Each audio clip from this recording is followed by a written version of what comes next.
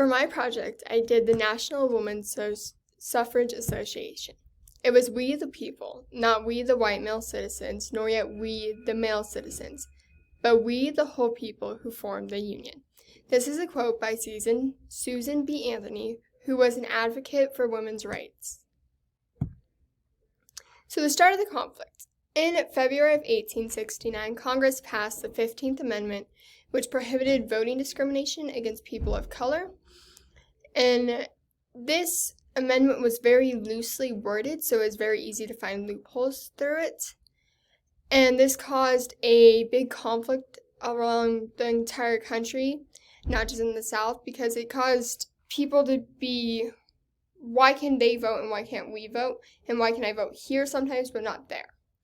And this caused a big division between the American Equal Rights Association, and they were just confused on what to do. But this wasn't the first time that the women's rights advocates had been against an amendment. So a year prior, they objected the 14th Amendment because instead of saying citizens or Americans, it said males, which was extremely, dehumanizing to them because they were below being a quote-unquote citizen now.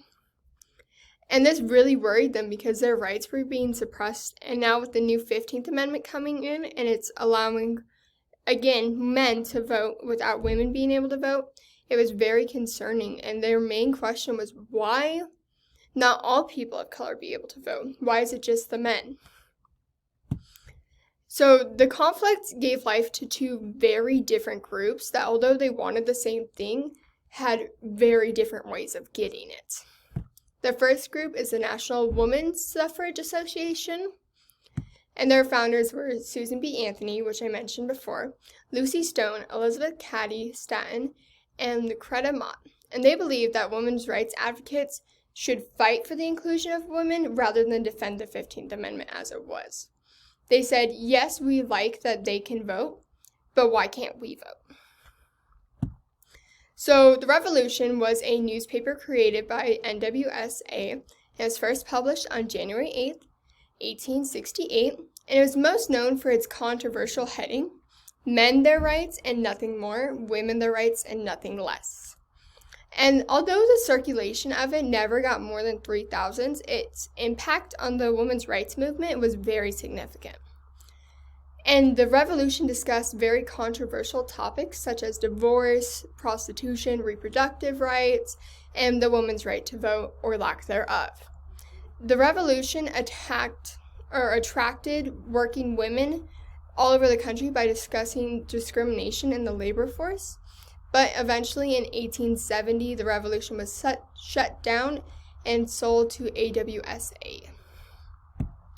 So what is AWSA? They are American Women's Suffrage Association.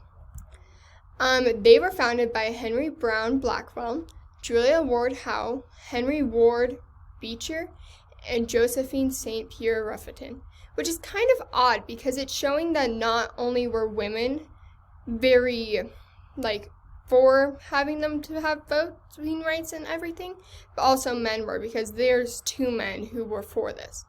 And they believe that women's rights advocates should support the new law without change, and rather than trying to change it, just create a new amendment.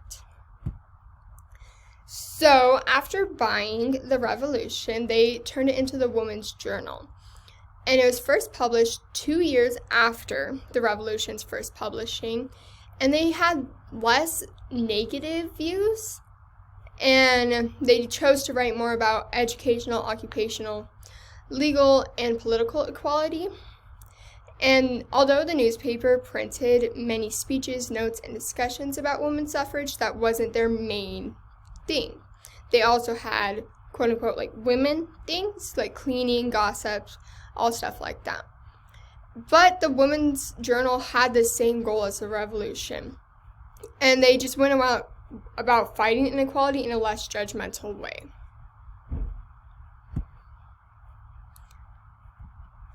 So their impact on the 1800s society, the National Women's Suffrage Association brought up many uncomfortable topics that a lot of people didn't want to talk about, but it needed to be discussed. And without the persistence of these women, the change would have probably not have happened. Many of the women who did fight to get the right to vote didn't actually see it happen. Susan B. Anthony passed away just 13 years before the 19th Amendment was passed, and that is the amendment that gives women the right to vote. Here are my cites.